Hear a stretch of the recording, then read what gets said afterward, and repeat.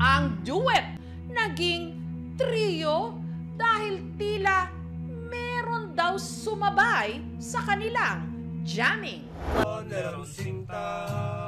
Papa Jesus Marios, nag-jamming sila kamakailan. Nung pinakinggan kasi nila ang kanilang pag-awit, ang duet parang naging trio. Jamming kami niyan, talagang may narinig kaming boses, nakakaiba.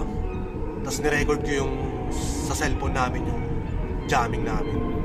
May kakaibang boses talaga kami narinig. Ang hinihinala nilang nakisabay sa kanila, kapre? Sa halos 100 taong punong ito ng tugas o Molave tree, umano, matagal nang nakatira ang isang kapre. At ang makapagpapatunay raw nito, kaya pagalitan na ako ng batang si Justin. Kasi daw, bawal lang pumunta dyan paghapon. May kapre daw dyan. Nga, nung nagkakasiyahan nga kami ni Tito ko dyan, may naririnig kami boses.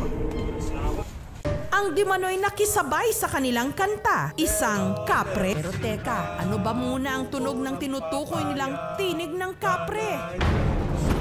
Pakinggang mabuti ang nakakakilabot nilang nai-record at ang hinihinala nilang boses ng kapre. Walang ano-ano, bigla na lang may tila malaking boses na nakikanta. Merong sinta,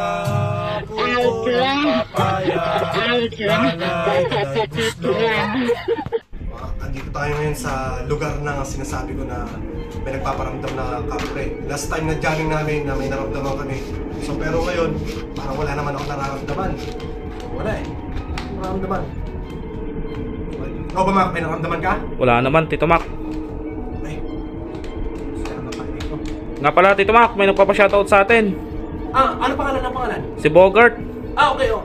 Shoutout nga pala sa'yo, Bogart. Ito, nandito kami sa lugar na sinasabi kong may kapre na nagparamdam sa amin. So, wala naman ako nararamdaman ngayon. Oh, shit! So, wala eh. Wala akong nararamdaman. Ha?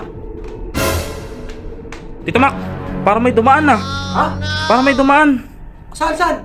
Sa likod nyo. Ha? Saan? Sa likod nyo, Tito Mac, sa likod nyo. Ito ba, Justin? Saan ba dyan? Sa likod. Dumiretso sa likod.